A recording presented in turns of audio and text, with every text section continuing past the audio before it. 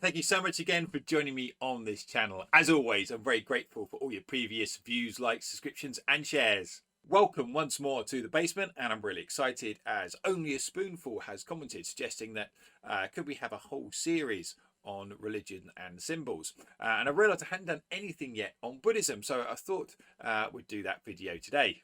A reminder too that feel free to leave a comment if you're able to, and I'll see if I can follow that up and turn it into a video. Please comment, or it's just me in my basement feeling kind of lonely. So please be aware that there are lots of different traditions in Buddhism. Theravada Buddhism, Zen Buddhism, just to name two of them. So not all symbols will have exactly the same meaning. So just think of this as a little helicopter view of some of those religious symbols. It's not just the beauty of the lotus flower that makes it so important in Buddhism.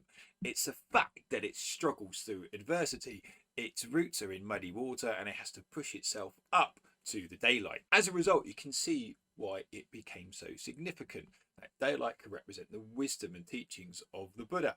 This idea that life is full of challenges and we need to strive to get towards the light and purity of enlightenment. Colours of the lotus flower are significant too. Pink is regarded as the true essence of Buddhist teaching, but blue symbolises the triumph of the spirit in finding wisdom. Red, for example, compassion and love. Plus, also, having religious symbols in the natural world makes it easy and accessible for everybody to enjoy, as well as just the simple beauty. The Chatra is Sanskrit for umbrella or parasol, and in hot countries it was used to keep you cool.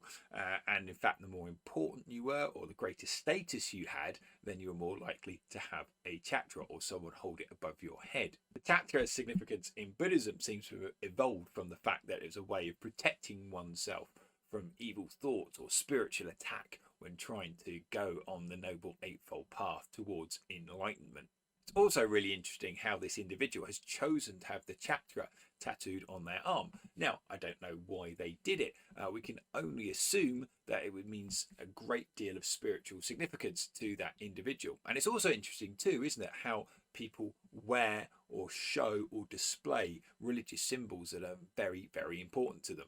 The deer symbolises harmony, peace, longevity and happiness in Buddhism. And often you'll see that was a little enthusiastic. By the Buddhist wheel, we'll look at that a bit later on, you often see a male and a female deer either side. There is also a very simple and actually quite lovely story that one of the first teachings of the Buddha during his sermon was actually at a deer park. And again, I think it just shows how the natural world can be used to symbolise important ideas in religions. Okay, the Naga is a familiar figure in Southeast Asia and is a serpent with human features. It's generally a friendly and benign character and lives in rivers and lakes and sometimes at the root of trees. Before Buddhism reached the country of Myanmar, most villages would have had a Naga shrine and was seen as the predominant religious force there. The Naga in Buddhism has a number of different origin myths. One is that whilst he was meditating under the Bodhi tree seeking enlightenment, he sat on a coiled Naga. Another is that a giant storm was on its way there to distract him, and a Naga actually used his hood to actually shield the Buddha. The Triratana, sometimes called the Three Jewels, are another important facet of the Buddhist tradition. So they represent three things: the Buddha, the teachings of the Buddha or Dharma, and the Buddhist community, the Sangha. The Triratana is sometimes known as the Three Jewels, and you might see it around in various Buddhist literature. Now, Stupa literally means a heap or a pile. Stupas are very common in India as a way of marking someone who had died. And in the 5th century BCE, when the Buddha died, it was decided that his ashes would be divided amongst the 8 kingdoms where he had lived, and therefore 8 stupas were built. These stupas today have become an important place of pilgrimage and very much revered in the Buddhist faith. Our next symbol, a Dvaja, is a really curious one as its roots are in the military. A Dvaja was an ensign, a flag, something that was carried by the military into battle. It therefore seems quite perplexing. How did this become associated with Buddhism? Well, whilst the Buddha was trying to seek enlightenment, the demon Mara tried to distract him, and this great spiritual battle ensued. So actually, the Dharmachakra makes sense. It's symbolic of the Buddha's triumph, his spiritual battle, and being successful in achieving enlightenment.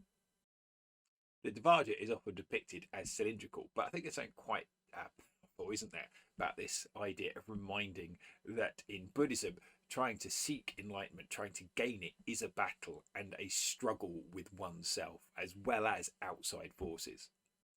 The Dharmachakra, or Buddhist wheel, is one of the most common symbols you will see for the faith. The symbol is an ancient one in India. And for Buddhists, you can see here you have 2 deer, which we mentioned earlier, but also you'll notice it has 8 spokes, and they can represent the noble eightfold path, the pathway that individuals must take in order to achieve enlightenment. And finally, the Mudras. These are hand gestures that signify different feelings, different teachings, different states in Buddhism. And I thought if you wanted to, you could perhaps spend some time investigating them yourself. Thank you for watching, and if you are able to, please do like, subscribe and comment. I've been really blown away by your support for this channel, and I confess for this video there was so much that I didn't know that I found out, and it's pushing my subject knowledge and love of religion even further. Until next time, please do take care of yourselves, and as always, enjoy your learning.